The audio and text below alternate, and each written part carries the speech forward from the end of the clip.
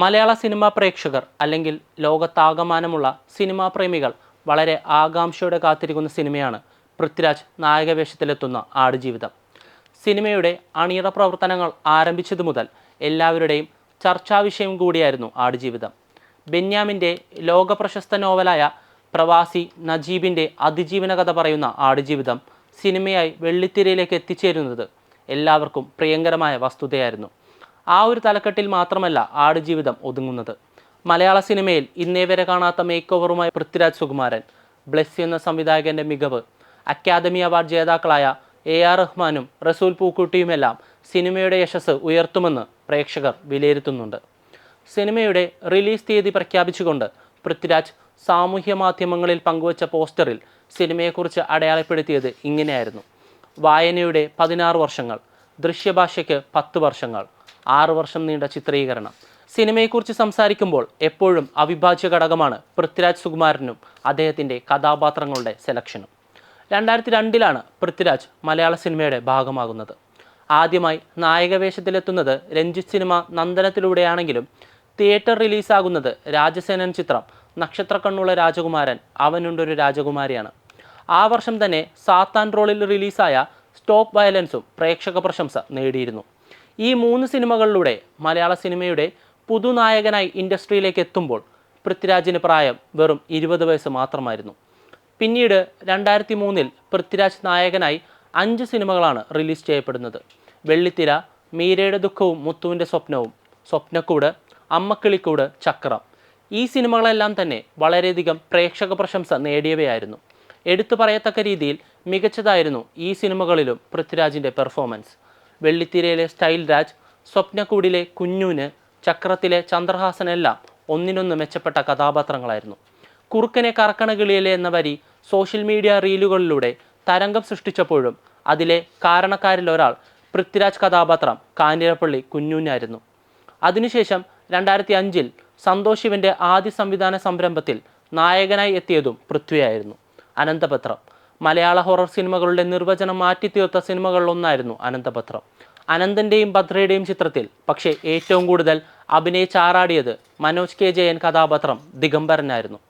2006 ever time ഹിറ്റായി മാറിയ ലാൽ ജോസ് ചിത്രം ക്ലാസ്മേറ്റ്സിലൂടെ പൃഥ്വിരാജ് വെള്ളിത്തിരയിൽ നിറഞ്ഞു നിന്നു. യാഥാസ്ഥികമായ ഒരു കുടുംബത്തിൽ നിന്ന് കോളേജിലെ വിദ്യാർത്ഥി നേതാവായ സുഗുവിൻ്റെ റോൾ പൃഥ്വി നന്നായി കൈകാര്യം ചെയ്തു. സുഗുവിനെ എല്ലാവർക്കും നന്നെ ബോധിക്കുകയും ചെയ്തു. ഇൻഡസ്ട്രിയിൽ എത്തിച്ചേർന്ന് വെറും 4 വർഷത്തിനുള്ളിൽ തന്നെ തൻ്റെ പേരിൽ മികച്ച നടനുള്ള കേരള സംസ്ഥാന ചലച്ചിത്ര പുരസ്കാരം നേടാൻ പൃഥ്വിരാജിന് കഴിഞ്ഞു. ബാലചന്ദ്രൻ അടികെ എന്ന വാസ്തവത്തിലെ കഥാപാത്രത്തിനായിരുന്നു പുരസ്കാരം ലഭിച്ചത്.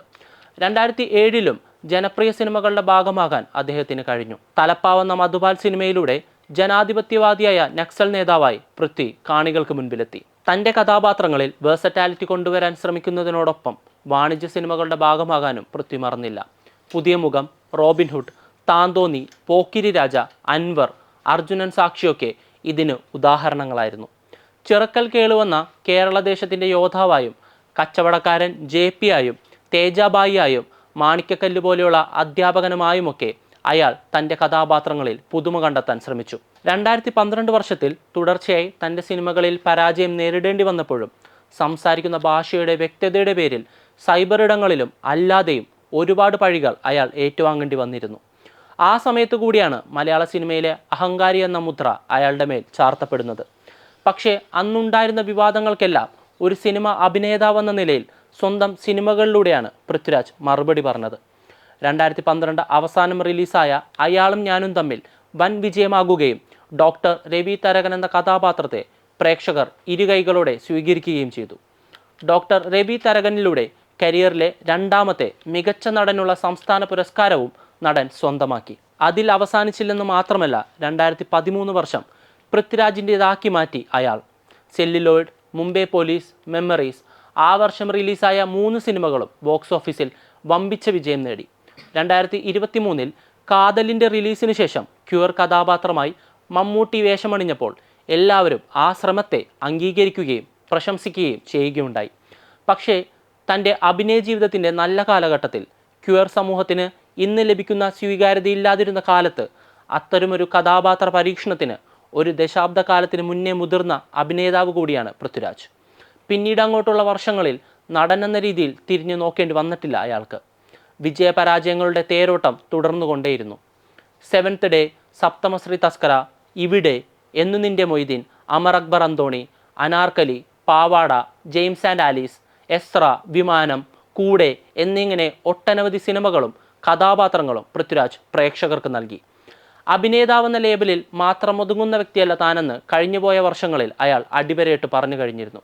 ഗായകൻ, നിർമ്മാതാവ്, സംവിധായകൻ എന്നീ മേഖലകളിൽ തൻ്റെ വൈദഗ്ധ്യം അയാൾ തെളിയിച്ചു. മലയാളത്തിലെ ഒരു മുൻനിര സംഗീത സംവിധായകൻ പൃഥ്വിരാജിനെ മലയാള സിനിമയിലെ അഭിനേതാക്കളിൽ ഏറ്റവും മികച്ച ഗായകനായാണ് പരാമർശിച്ചത്. തൻ്റെ കരിയറിൽ 14ഓളം പാട്ടുകൾക്ക് ജീവൻ പകരാൻ അയാൾക്ക് കഴിഞ്ഞിട്ടുണ്ട്. മലയാള സിനിമ ഇൻഡസ്ട്രിയിൽ നിന്നുള്ള പാൻ ഇന്ത്യൻ നായകൻ എന്ന അടയാളവും പൃഥ്വിരാജിന് നൽകാവുന്നതാണ്. കനാക്കണ്ടേൻ, മൊഴി, രാവണൻ, അയ്യ, സലാർ എന്നിങ്ങനെ നിരവധി അന്യഭാഷാ സിനിമകളുടെ ഭാഗമാകാനും ഈ യുവകലാകാരന് കുറഞ്ഞ കാലം കൊണ്ട് കഴിഞ്ഞിട്ടുണ്ട്. 2019 ഏറ്റവും വലിയ ബോക്സ് ഓഫീസ് ചിത്രമായ ലൂസിഫറിലൂടെ തൻ്റെ ആദ്യ സംവിധായക വേഷവും ഏറ്റവും മികച്ചതാക്കാൻ പൃഥ്വിരാജിന് കഴിഞ്ഞു. ഒരു വാണിജ്യ സിനിമ എങ്ങനെ ഗംഭീരമായി ചെയ്യാം എന്ന് മറ്റുള്ളവരെ പഠിപ്പിച്ചു കൊടുക്കുക കൂടിയാണ് ലൂസിഫറിലൂടെ പൃഥ്വിരാജ് ചെയ്തത്. മലയാള സിനിമയിലെ ഏറ്റവും മികച്ച സംവിധായകരുടെ ഒപ്പവും അഭിനയിക്കാൻ പൃഥ്വിരാജിന് കഴിഞ്ഞിട്ടുണ്ട്. അമൽ നീരദ്, അൽഫോൺസ് പുത്രൻ, ലിജോ ജോസ് പെല്ലിശ്ശേരി, സച്ചി, ഷാജി കൈലാസ്, അഞ്ജലി മേനോൻ. എടുത്തു പറയുകയാണെങ്കിൽ പൃഥ്വിരാജ് അസോസിയേറ്റ് ചെയ്യാത്ത മലയാള സിനിമാ സംവിധായകർ ഇല്ലെന്ന് തന്നെ പറയണം. കുറഞ്ഞ കാലയളവിൽ ഏറ്റവും മികച്ച കഥാപാത്രങ്ങളും സിനിമകളും മലയാള സിനിമ ഇൻഡസ്ട്രിക്കും ഇന്ത്യൻ ഫിലിം ഇൻഡസ്ട്രിക്കും നൽകാൻ കഴിഞ്ഞ ഒരു അസുലഭ കലാകാരനാണ് പൃഥ്വിരാജ്. ഇന്ത്യൻ സിനിമാ വ്യവസായത്തെ ലോക സിനിമയുടെ നെറുകയിലെത്തിക്കാൻ ആടുജീവിതത്തിലെ പെർഫോമൻസിലൂടെ പൃഥ്വിരാജിനും സംഘത്തിനും കഴിയുമോ എന്നാണ് പ്രേക്ഷകർ കാത്തിരിക്കുന്നത്. വാക്കുകളിൽ ഒതുക്കി വച്ചിരുന്ന നജീബിൻ്റെ യാതനകളെ ദൃശ്യവൽക്കരിക്കുമ്പോൾ അത് എത്രത്തോളം ഗംഭീരമായിരിക്കുമെന്ന് കാത്തിരുന്നു കാണാം.